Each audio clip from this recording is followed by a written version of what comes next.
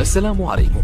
لا تنسوا الاعجاب بالفيديو والاشتراك في القناة تشجيعا لنا لنستمر بنشر المزيد إن شاء الله. السلام عليكم ورحمة الله وبركاته. اللهم صل وسلم وبارك على سيدنا محمد وعلى آله وصحبه أجمعين. جايبه لكم طريقة عمل الجاتو شاتو، طريقته سهلة جدا بمكونات أسهل كمان، إن شاء الله يعجبكم وينال رضاكم. تعالوا يلا بينا نسمي بالله ونقول المقادير إيه هي. طبعا أنا هنا معايا 3 كوبايات من الدقيق نخليهم كويس جدا. طبعا معايا هنا كوباية من السكر مطحون، لازم سكر مطحون. معايا نص كوباية من الكاكاو، 4 بيضات، كوبايتين من الزيت، يكون زيت فاتح ما يكونش زيت غامق، وما يكونش كمان الزيت اللي هو بتاع التومين، او زيت التومين ماشي شغال بس يكون الزيت بتاع التومين اللي هو ايه، ما يكونش فيه اي حاجة مش مستحبة، يعني يكون زيت يكون حلو شوية. طبعا زي ما قلت لكم، انا قلت لكم كوبايتين من اللبن صح، يكون شايلين بس منهم الوش بتاعهم اللي هو القشطة. طبعا انا هعمل صوص شوكولاتة. الاول كده هنزل بالزيت زي ما انتوا شايفين، وبعد كده هروح نازله بالسكر. عفوا. هروح نازله بالسكر، وبعد كده هروح نازله اللهم صل على النبي بالكاكاو، وبعد كده هروح نازله برشه صغيره جدا جدا جدا من الفانيليا، وحته شوكليت كده كنت انا جايبه بتاعه الشوكولاته اللي هي ب10 جنيه ديت، خدت منها بس مكعبين، هحطهم في قلب البتاع ده، اللهم صل على النبي، في قلب الصوص بتاع الشوكولاته، عشان بس يدينا طعم كمان حلو اكتر، يحسسك ان انت بتاكلي الشوكولات بتاع بره. هي بجد ادتني نتيجة حلوة جدا، يعني انا الصراحة مش اول مرة اعملها، انا على طول بعملها، بس التريكات اللي انا احط حتة الشوكولاتة اللي هي الصغيرة ديت بتاعت كابري يعني وكده، ادتني طعم حلو ونتيجة احسن. طبعا انا هنا كده بعد ما ضربتها كويس جدا في الخلاط، هنزل بكوبايه كبيره طبعا عشان خاطر احطها على وش الكيك، وباقي باقي الكميه هسيبها موجوده في الخلاط زي ما هي، عشان هبتدي اللي انا هشتغل طبعا بيها، لان احنا عايزين الكيك يكون كيك بالشوكولات. طبعا هشيل الكوبايه دي في التلاجة. طبعا هنزل باقي الخليط اللي هو موجود في الخلاط، هحط عليه البيض، واحط عليه باقي كيس الفانيليا طبعا عشان الزفرة بتاعة البيض. طبعا حابين تضيفوا مثلا قهوة براحتكم، بس انا طبعا اساسي عندي الفانيليا.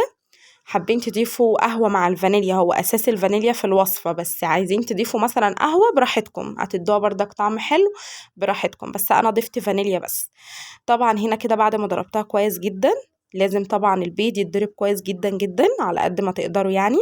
طبعا انا هنا حطيت الدقيق وحطيت رشه صغيره من الملح اللي هي السنه على النبي عليه الصلاه وافضل السلام.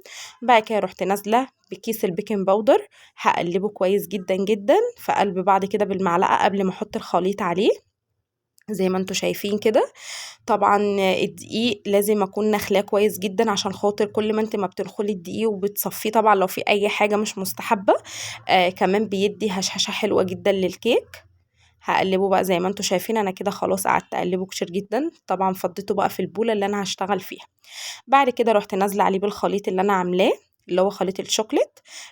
حطيت عليه البيضايه، هقول لكم تاني، حطيت عليه ال4 بيضات، وحطيت عليه الفانيليا، وحطيت عليه ايه تاني، لا ما حطيتش اي حاجه تانية، الباقي بقى الحاجات حطيتها في الاول.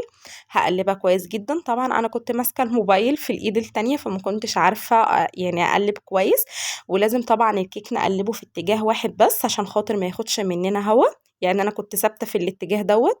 انا سبت الموبايل وقعدت بقى ايه اتعامل انا في التقليب، عشان خاطر ما ينفعش اخلي الطبق يقعد بقى يروح ويجي مني شمال ويمين، عشان بس ما تاخدش مني هوا يعني. طبعا هضربها بالمضرب هيكون اسرع، مضرب بيض طبعا عندكم مش مشكله، بس انا الصراحه مش عندي. فاشتغلت بالمضرب اللي هو العادي، او المعلقه او بايديكي هيكون كويس جدا. طبعا الفرن كنت سايباه شغال من قبل ما اشتغل في الكيك عشان خاطر يكون سخن معايا. طبعا كان عندي زبده، مش عندك زبده حته سمنه، ما عندك السمنه زيت اي حاجه متواجده عندكم والخير كله عندكم، تقدري اللي انت مثلا تعملي بيها الصينيه من تحت. طبعا انا عملت كده بحته زبده.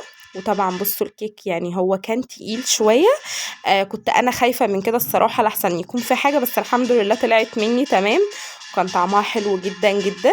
وادي هنا كده كان شكلها لما طلع الحته الصغننه المقطوعه ديت. انا هنا كنت بختبر الكيك وهي في الفرن. طبعا احنا مش كل شويه نقعد نفتح بقى الفرن ونشوفها، انا كنت بشوفها باللمضه بتاعه الفرن وهي شغاله عليت ولا لا، وكمان الريحه ابتدت تطلع، فحسيت اللي هي خلاص ايه ابتدت تستوي. طبعا بنقدر نختبر الكيكه لو عندك خله او عندك مثلا معلقه او شوكه او سكينه، اي حاجه موجوده عندك تقدري ان انت تختبري بيها الكيكه، بتغرزيها جوه الكيكه وهي في الفرن وتشوفيها اذا كانت استوت. لو طلعت السكينه او المعلقه او ايا كان اللي انت بتختبري بيه نضيف، يبقى الكيكه استوت تمام معايا. طلعت الحاجه اللي انت بتختبري بيها فيها كيك عجين كده، يبقى لسه الكيكه ما استوتش معانا. طبعا زي ما انتوا شايفين كده انا هنا كنت خلاص بقى قطعتها وكانت سخنه جدا، وبصوا ما شاء الله كانت هشه معايا ازاي وكانت حلوه جدا.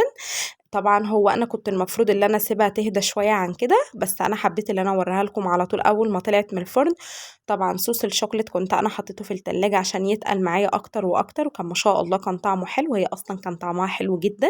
حابين تعملوها ادوار براحتكم، حابين تعملوها زي ما انا ما كنت عاملاها كده براحتكم برضو.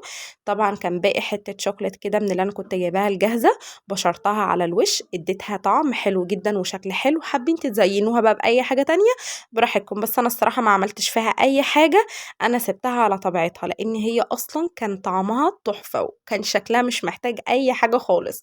اتمنى ان انتوا تجربوها، وحابه اقول لكم كل سنه وانتم طيبين، وان شاء الله تكون سنه سعيده عليكم، وتكون سنه الخير يا رب على الناس كلها، وكل سنه وكل المسيحيين اخواتنا طبعا بخير وبصحه وسعاده وسلامه يا رب. اتمنى الفيديو يعجبكم وينال رضاكم. ادي هنا كده كان شكلها كان خلاص بعد ما سويت الشوكليت عليها، وهنا كنت بشرت خلاص باقي قطعه الشوكليت اللي كانت معايا. اتمنى الفيديو يعجبكم وينال رضاكم، واسيبكم بقى مع الاخر مع التقديمه في الاخر، واقول لكم السلام عليكم ورحمه الله وبركاته.